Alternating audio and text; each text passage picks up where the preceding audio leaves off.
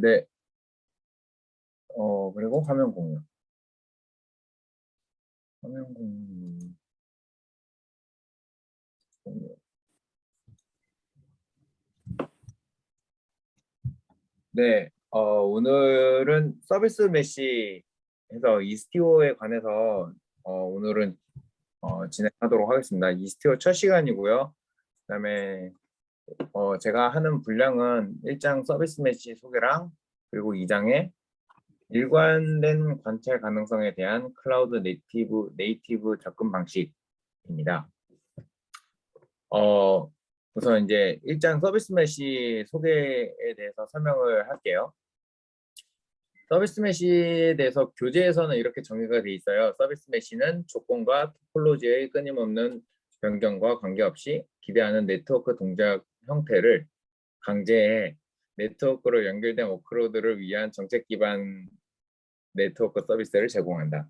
이게 무슨 말인지 잘 이해가 안 돼서 토폴로지는 왕 구성 방식이고 뭐 컴퓨터의 네트워크 요소들을 물리적으로 연결해 둔 것이라고는 차단을 받는데 인터넷에 서비스 메시에 대해서 좀 더 찾아봤어요. 찾아보니까 한 어플리케이션 안에서 여러 서비스들이 서로 통신하여 데이터를 주고받는 것을 서비스의 코드와 관계없이 제어하는 것이라고 나와 있습니다. 그래서 네, 잠깐만요. 네, 그래서 이게 서비스 메시가 제가 이해한 걸로는 MSA 환경 내에서 그 저희가 이제 다 뭐 서비스들이 다양하잖아요. MSA 환경 내에서 환경들이 다 다양하니까 뭐 DB를 다른 걸 쓸 수도 있고 언어를 다른 걸 쓸 수도 있고 한데 그런 것들을 이제 서비스 메시는 그 각각의 것들을 서로 통신도 좀 더 원활하게 할 수 있게 하고 보안이나 이런 문제에 대해서도 해결할 수 있게 해주는 것을 서비스 메시로 저는 이해를 했습니다. 그리고 서비스 메시에 대해서 기초 부분을 이야기를 하자면 네. 이 전통적인 방식뿐만 아니라 마이크로 서비스도 접근 가능한 인프라 계층이 서비스 메시고요. 그다음에 어플리케이션 개발자가 네트워크 문제를 고민하지 않게 만들어준 것이라고 합니다. 그리고 개발자 중심의 접근 방식이고 소프트웨어 기반으로 돼 있고요. 인프라지만 소프트웨어 기반입니다. 그래서 이스티오는 모든 네트워크 경로에 프록시를 주입을 해서 이 주입된 프록시를 가지고 중앙 집중식으로 제어를 하는 것을 이스티오가 그런 기능을 제공해 주더라고요. 그래서 이스티오는 서비스 메시의 한 종류이고 그런 식으로 되어 있습니다. 그래서 네, 이제 서비스 메시 항해하기라는 내용인데요. 클라이언트 라이브러리가 서비스 메시의 거의 기원 같은 첫 번째 서비스 메시로 이야기를 하더라고요, 책에서는. 그래서 그 소비되는 리소스들의 클라이언트 라이브러리는 이제 클라이언트를 이제 라이브러리들을 프레임워크로 표준화한 것이고요. 이것의 장점은 이렇게 두 가지 정도가 있는데 이것의 단점에 대해서 단점 때문에 이제 이거에 좀 더 업그레이드된 버전의 서비스 메시들이 나온 것 같아요. 그래서 어플리케이션 코드와 인프라 관심사의 밀접한 결합으로 상황에 따라 맞춤형 대응을 하려고 하는데 비용이 많이 발생을 하고 그리고 이제 MSA 같은 경우에는 이제 언어가 다양하고 뭐 이런 식으로 하다 보니까 업그레이드를 할 때마다 코드 변경을 다 이렇게 해줘야 된다라고 나와 있었습니다. 그래서 저는 사실 이표가 차이가 뭔지 이게 요 부분만 다르거든요. 여기에 각각 뭐 여기에는 이제 제시도 예산 그리고 뭐 속도 제한 이런 식으로 있는데 여기서는 다 똑같은 거를 이렇게 서비스 프록시 이렇게 세 개 똑같이 썼더라고요. 그래서 이게 다른 것 같은데 네. 그래서 RF는 어플리케이션 인스턴스 옆에 서비스 프록시를 사용해서 클라이언트 라이브러리의 한계를 넘어선 방법을 보여준다라고 되어 있습니다. 그래서 서비스 메시는 MSA를 구현하는 조직이 라이브러리나 이런 패턴이나 이런 것들을 고민하지 않도록 도와준다라고 합니다. 그래서 이제 다음은 왜 필요한가라는 주제인데요. 이게 컨테이너 오케스트레이터가 이미 존재하는데 서비스 메시가 왜 필요한가라는 이야기 이렇게 질문을 던져놨더라고요. 그런데 제가 몇 번을 읽어봐도 이게 명쾌하게 설명이 돼 있지는 않아요. 그냥 서비스 메시는 컨테이너 오케스트레이터에 의존해서 뭐 이제 그 안에서 또 작동되도록 만들어져 있더라고요. 그래서 쿠버네티스가 이제 컨테이너 오케스트레이터로 저는 알고 있는데, 그래서 쿠버네티스 용으로 뭐 이스티오가 처음에 만들어지고 뭐 그런 식으로 진행이 됐다라고 이야기가 나와 있었습니다. 그리고 대신에 이제 뭐 서비스 간 통신을 안전하고 빠르게 하고 뭐 네트워크 트래픽 계측을 관찰한다라고 하는데, 제가 이거 보니까 뒤에 있는 내용이 관찰 가능성에 나오는 이런 이야기가 같더라고요. 모니터링하고 뭐 그럴 때 서비스 메시가 좀 더 많은 이점이 있다라고 나와 있는 것 같습니다. 다음은 지형과 생태계입니다.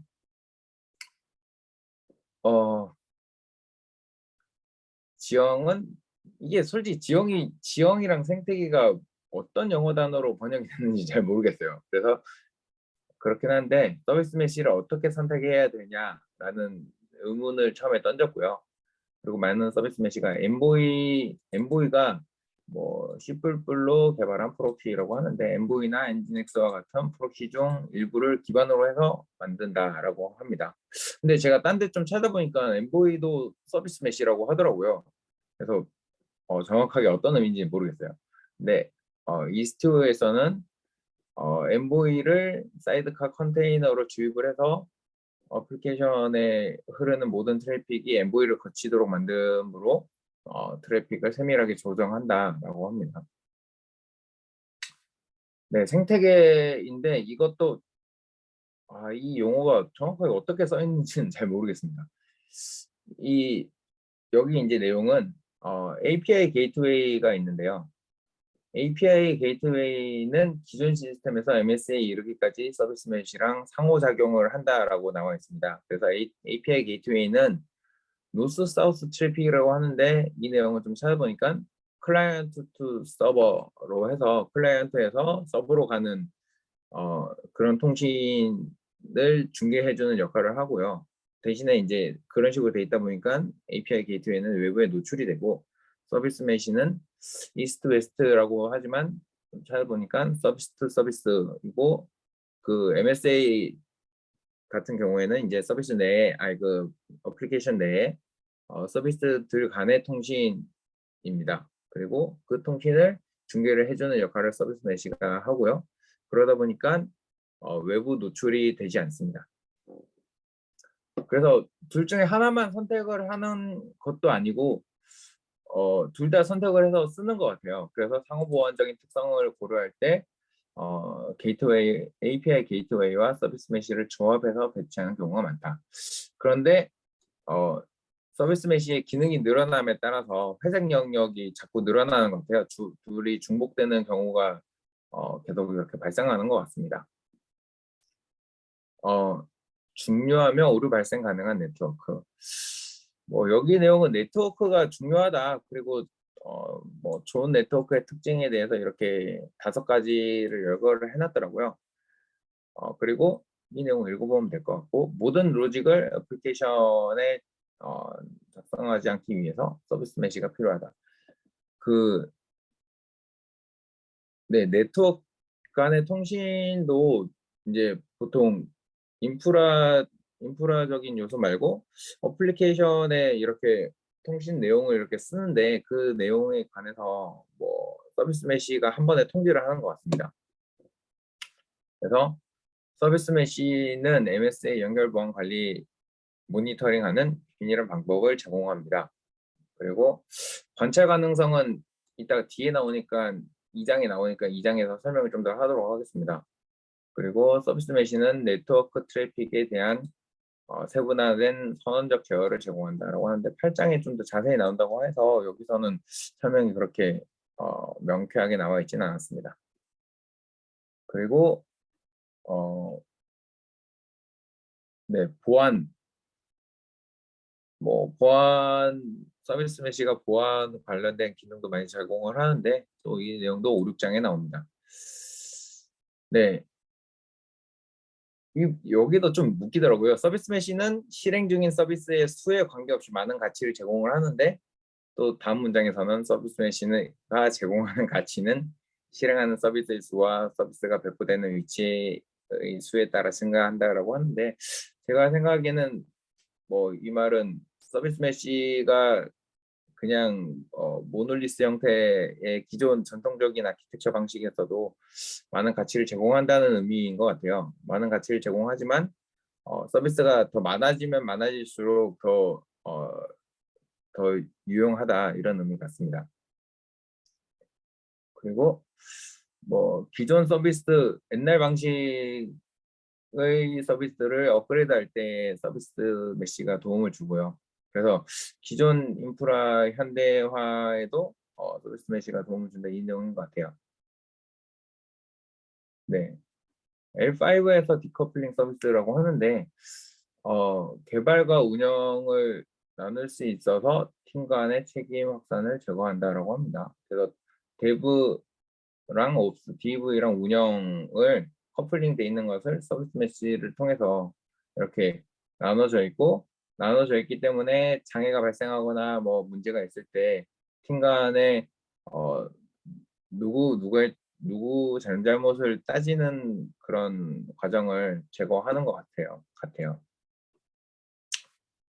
네, 이스티어에 대해서 이제 설명이 나와 있는데 이스티어 기호는 구글 IBM 리프트에서 처음으로 만든 서비스 메시의 오픈 소스이고 쿠버네티스에서 실행되도록 설계되어 있지만 쿠버네티스뿐만 아니라 다른 컨테이너 오케스트라에서도 사용할 수 있는 것 같습니다. 그리고 네, 실행하는 서비스가 많을수록 이점이 크다라고 나와 있습니다.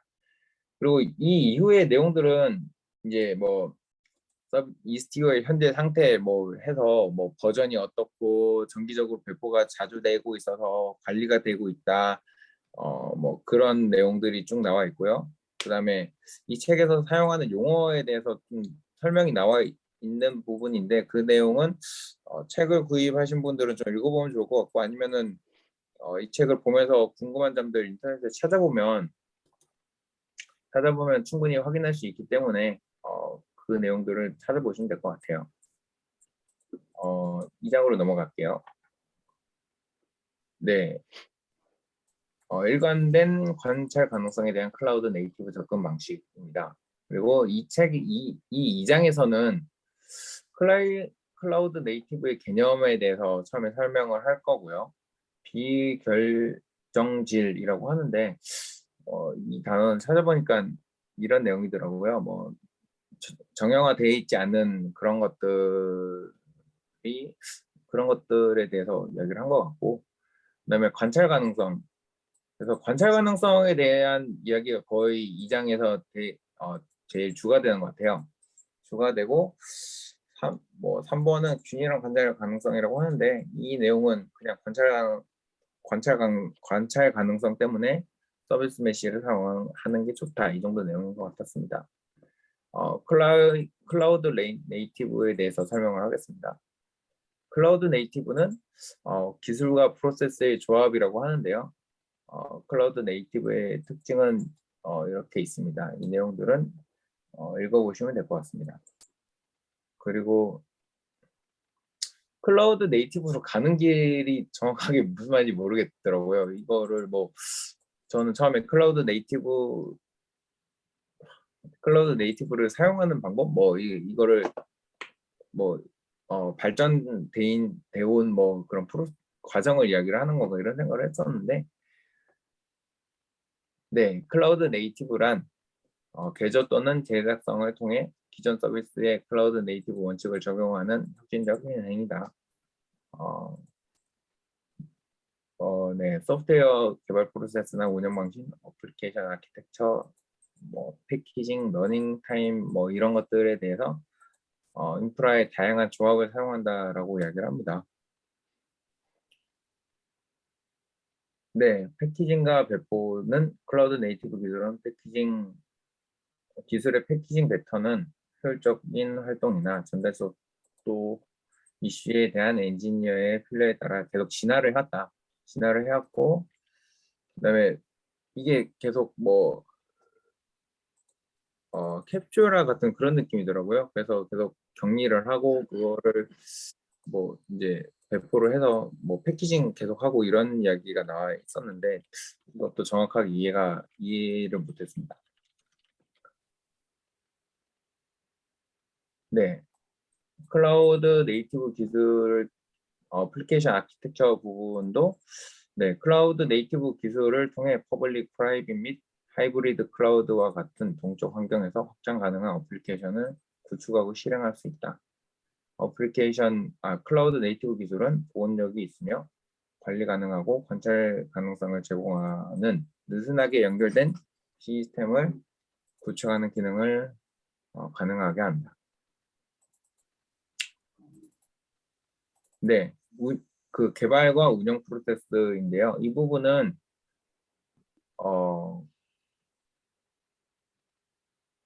네, 아까 그 앞에 나온 디커플링 내용이랑 거의 유사한 내용이더라고요. 그래서 뭐 운영자랑 개발자를 분리시켜주고 뒤에 나오는 내용인데 로그 추적을 계측할 수 있도록 도와주고 CI/CD를 통해서 이제 구조화돼 있고 이러다 보니까 뭐 배포할 때 어, 배포할 때 결과를 예측할 수 있게 해주고 또 이제 번거로운 작업들을 이제 서비스 메시 클라우드 네이티브를 통해서 이제 해결해 주는 것 같은 내용입니다. 그래서 클라우드 네이티브 인프라인데요. 클라우드는 소프트웨어 정의된 인프라이다. 그리고 네, 이거 뭐 계속 같은 내용이에요. 앞에 제가 말씀드린 것과 같이 뭐 이제 정형화시키고 유지 관리하는데 비용이 줄어들게 만들고 뭐 어플리케이션을 뭐 좀 더 빠르게 만들어주고 뭐 이런 식의 내용이었습니다. 이제 관찰 가능성으로 넘어가도록 하겠습니다. 관찰 가능성 부분도 제가 좀 한참 봤는데 책에 있는 내용으로는 좀 이해가 안 되더라고요. 책에서는 시스템의 관찰 가능성이랑 모니터링에 대해서 뭐 설명을 했는데 시스템의 관찰 가능성은 시스템의 속성이다. 시스템이 모니터링 할 신호를 얼마나 잘 어떤 방식으로 제공하는지를 의미한다. 라고 했고 모니터링은 수행된 기능 활동으로 시간이 지남에 따라 시스템 및 해당 구성 요소의 동작과 출력을 관찰하고 시스템을 평가하는 작업이다. 그래서 모니터링은 참인지 아닌지를 검증하는 작업이다. 뭐 이런 식으로 이야기를 하고 있거든요. 그래서 관찰 가능성은 개발정이고 모니터링은 운용자의 영이다. 뭐 이렇게 이야기를 하는데 제가 좀 이해가 안 돼서 다른 블로그나 뭐 다른 기사 같은 것들을 좀 찾아봤거든요. 그래서 찾아보니까 어, 관찰 가능성은 그 저희가 디버깅 할 때 디버깅 뭐 이제 장애가 났거나 했을 때 디버깅 해보고 하는 그런 내용이더라고요. 그래서 시스템의 외부 출력에 대한 결과로부터 내부 상태가 얼마나 내부 상태를 얼마나 잘 추론해낼 수 있는지를 나타내는 척도라고 해서 다른 내용들이 좀 더 이해가 잘 되는 게 뭐 이제 상태를 보고 현재 안에 시스템이 어떤 상태인지 지금 밖에 있는 결과를 보고 어떤 상태인지 이렇게 추측하는 것을 관찰 가능성이라고 이야기를 하고요. 그다음에 모니터링은 계속 지속적으로 감시하고 관찰하는 것인데 어, 네. 지속적인 감시 감사를 통해서 대상의 상태나 가용성 변화 등을 확인하고 대비하는 것이라고 되어 있습니다. 네, 근데 이 내용들을 좀 읽어보면은 컨테이너 서비스와 마이크로 서비스가 이제 MSA 이런 게 너무 복잡하고 거기서 막 오가는 뭐 통신이나 이런 것들이 엄청 많다 보니까, 그리고 거기서 그걸로 인해서 주어지는 로그나 뭐 이런 데이터들이 엄청 많아서 모니터링으로는 이렇게 찾을 수가 없잖아요. 모니터링 한다고 해서 어디서 어떤 문제가 있는지를 찾을 수가 없는데, 이 서비스 메시나 이스티오 같은 경우는 이런 것들을 좀 찾을 수 있도록 분석 도구가 좀 더 주어지는 것 같아요. 그래서 뭐 모든 데이터를 다 분석하기가 어려우나 관찰 가능성이 좋기 때문에 이것들을 이렇게 결과를 뽑아낼 수 있는 것 같습니다. 그래서 좀 읽어보면 관찰 가능성에 대한 정의가 명확하지 않아요. 명확하지 않다고도 거기 다른 기사나 뭐 이런 협회 글들에서도 명확하지 않다고는 하는데, 데이터를 어떻게 사용하는지에 관한 새로운 시각이라고 하는 게 가장 정확한 정의인 것 같습니다. 그리고 이거 세 개는 관찰 가능성에 사용하는 요소 이런 것들이 있더라고요. 그래서 일정 시간 동안 측정된 데이터를 수치한 것이 메트릭이라고 하고, 로그는 저희가 기존에 사용하던 뭐 그런 로그였던 것 같아요. 실제 로그. 그리고 추적, 트레이스는 단일 트랜지션 또는 요청 마이크로 서비스 시스템을 호흡하는 과정에서 활동을 보여준다. 뭐. 네, 그런데 제가 그 기사에서는, 아니 그 아티클에서는 로그에서 이 위에랑 매트릭과 추적 이런 것들이 다 나와서 거의 저희가 뭐 평소에 보는 그런 내용인 것 같아요. 그 장애가 났을 때 뭐 이렇게 따라가는 것들 이런 것들 같고요. 네, 분산 시스템에서 관찰 가능성이 왜 핵심인가? 이제 이 책에 있는 부분인데요. 복잡하고 운영 중에 모르는 장애가 발생할 수 있고, 이것들을 관찰 가능성은 이제 시스템 내부 상태를 외부에 나와 있는 결과만으로 추측을 하는 것이라고 하고요.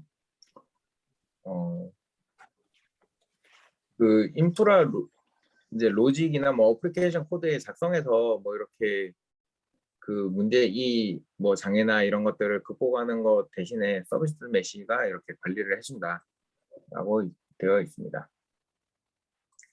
그리고 네, 이거는 제가 그 아티클에서 본 내용인데, 이 밑에 여기 있는 내용을 제가 뭐 앞에도 이렇게 막 긁어서 놓고 이렇게 했었거든요. 근데 이제 관찰 가능성이랑 모니터링의 관계에 대해서도 밑에 정리가 돼 있어서 이것도 넣으면 좋을 것 같아서 넣었습니다. 그래서 뭐 대체제라고 하기보다는 상호 보완적인 관계라고 봐도 되고요. 관찰 가능성은 모니터링이 포착하지 않은 부분을 포착해 주는 거. 모니터링이 워낙 방대한 내용을 그냥 뿌려놓은 거라고 하면은 관찰 가능성은 거기 있는 내용을 이렇게 가지고 오는 것 같아요. 그래서 네, 관찰 가능성은 시스템의 동작에 대한 매우 세분화된 통찰력을 풍부한 맥락 정보와 함께 제공하는 목표를 두며 디버깅에 가장 적합하다라고 써져 있었습니다. 그리고 이제 아까 그 이제 세 가지 2장에서 세 가지 설명하는 것 중에 마지막 부분인데요. 서비스 메시를 통한 균일한 관찰 가능성이라고 해서, 이 스티오는 데이터 플레인에서 자동으로 생성된 스팬 식별자를 활용해서 종속성, 요청량 및 실패율을 시각화하기 위해 분산 추적의 기준선을 제공한다. 이렇게 나와 있고, 이 뒤에 뭐 API 게이트웨이였나 뭐 그런 것들에 대해서 좀 클라이언트 라이브러리랑 모니터링 시스템과 인터페이스 뭐 이런 주제도 다뤘는데, 이 두 가지가 안 좋다 이런 이야기가 나와 있었더라고요. 그래서 서비스 메시를 써라. 결론은 서비스 메시가 좋다 이런 내용으로 2장이 끝났습니다. 제가 준비한 건 여기까지인데요. 제가 뒤에 장은 더 아직 안 보긴 했는데, 제가 이거를 한 3번은 봤거든요. 거의. 제가 인프라 관련된 지식이 없어서 그런지 모르겠는데, 제가 한 3번은 봤는데도 좀 내용이 좀 이해가 안 되더라고요. 뭐 이해가 안 되는 게 지식이 없어서 그런 걸 수도 있는데 번역이 조금 좀 이상하다는 생각이 많이 들어요. 번역도 그렇고 그래서 저희가 이스티오 공부하는 거는 제가 생각하기에는 좋은 것 같은데 이 책으로 계속 가는 게 맞는지 아니면 이 책을 주제로 흐름은 이 책대로 가는데 뭐 외부에서 다른 걸 좀 조사를 해야 된다거나 뭐 그럴 수도 있을 것 같거든요. 그래서 네, 다음 발표자 분들이나 뭐 그런 분들 이거 좀 고려를 하셔야 될 것 같아요. 네. 네, 고생이 많으셨습니다.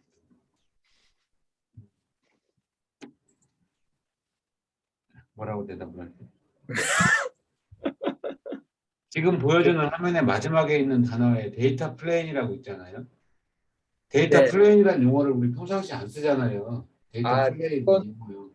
네, 이거는 제가 설명을 빼먹은 부분인데, 아니, 그걸 설명하라는 뜻이 아니라 네, 우리 한 4, 5개월 전에 그 신한 그 제안 줬을 때 네, 이게 누구하고 제가 통화하다가 썼는지 모르겠지만 우리 제안서에 데이터 플레인이라고 썼어요. 그러니까 어, 마스터노드, 워커노드라는 용어는 이제 그 전서부터 저도 쓰던 용어인데 데이터 음, 플레인이라는 용어는 이제 안 썼었는데 우리 4, 5개월 전에 신한 제안 줬을 때 이제 우리 제안서에 데이터 플레인이라는 게 있었었거든요.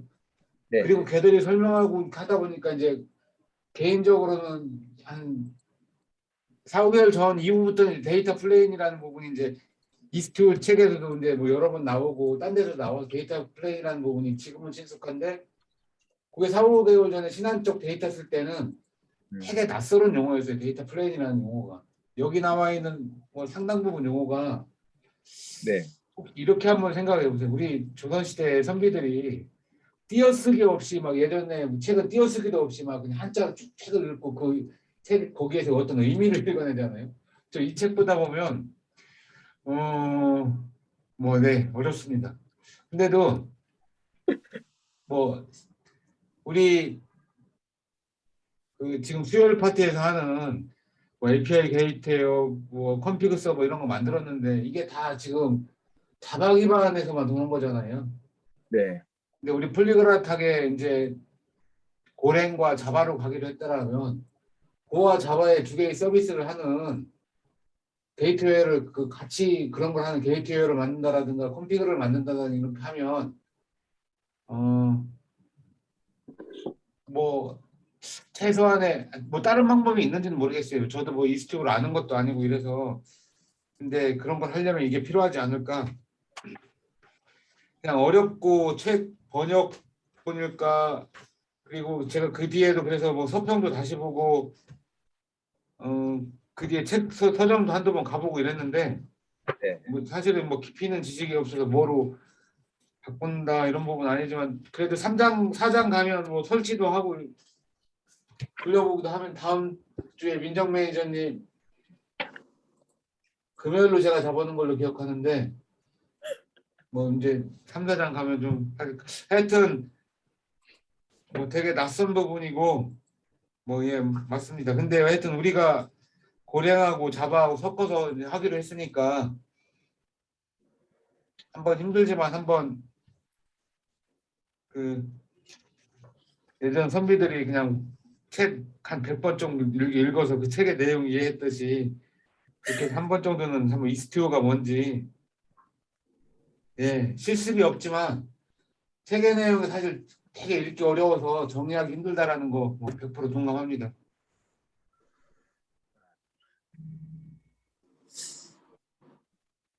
이거 1장 잠깐 한번 보실래요? 1장. 네, 1장에 아까 이미지 2개 나왔던 거. 네,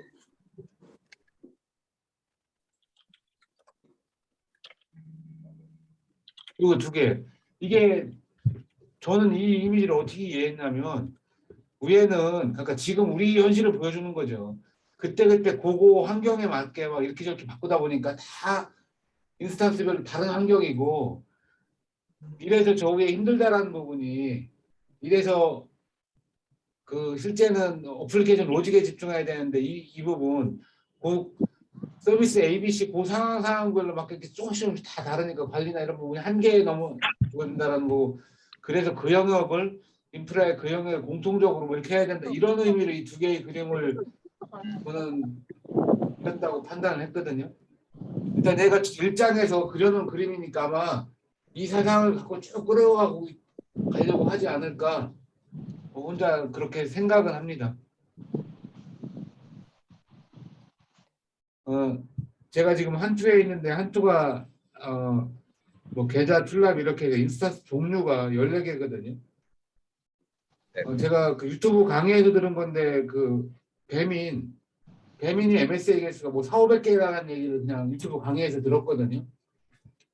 한두 14개 이제 14개 계좌 출납 유가증권 이런 식에서 14개인데 이제 계좌는 좀 거래량이 많으니까 인스타트 동일한 거 인스타트 4개 띄워주고 뭐 그 공통은 2개 띄워주고 뭐 이렇게 하는 거지만 종류는 14가지거든요. 근데 배민이 4,500개라고 하면 한 주의 관리의 복잡성보다 제곱으로 복잡해질 거잖아요. 네. 아마 이제 이런 거를 하면서 우리 이제 비즈니스 로직이 아닌 나머지 이런 영역에 이런 거 하면서 뭐 오케스트레이션 나오고 이스티오 나오고 메시 나오는 거 아닐까. 우리 되게 낯설다라는 거 인정하지만 이런 부분에 그렇다고 해서 이건 우리 이 부분은 뭐 인프라가 해주고 하는 영역 아니에요. 그러니까 우리가 어느 정도 이런 부분에 개념을 갖고 가야 되니까 그냥 어렵지만 한번 힘들게 한 번씩 읽어봅시다. 알겠습니다. 뭐 하여튼 여기 민정매 의원님 3대강 준비 다 잘 되고 계시죠? 일단 책을 샀어요. 네. 일단 반은 했네요. 예, 예. 네, 거기까지. 엄청 촉박하실 거예요. 책 일주일이면 이거 좀. 저기 근데 목차에서 더 이상 진도가 넘어가지가 않더라고요, 저는. 저기 그리고 요걸 따로 빼는 게 아니라 제가 그 MSA 파티에 18 아마 디렉토리 18로 해서 나왔는데 제가 그건 내일 이동원 해놓을게. 요걸 그때 요걸 뺄 게 아니라 MSA에 쭉 있는 것 중에 이거 18번으로 제가 할당해놨을 텐데 그쪽으로 이동원 하겠습니다. 요 내용 그대로 이렇게 해서 이동원 시켜놓을게요. 알겠습니다.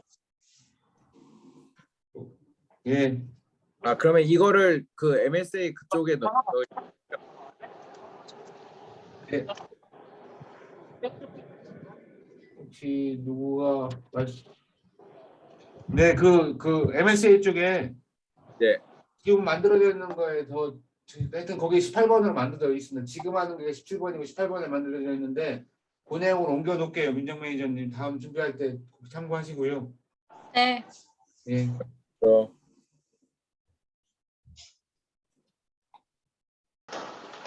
저기 질의응답 하십시오. 질의응답 혹시 있을까요? 네, 할까요?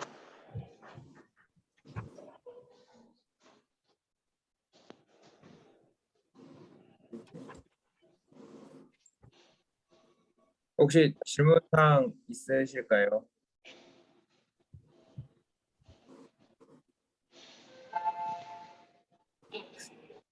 없으면 이제 마무리하는 걸로 하겠습니다.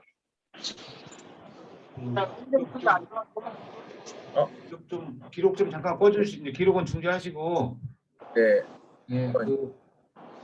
약간 화면 공유 권한 좀 한번 부탁드릴게요. 네. 잠깐만요.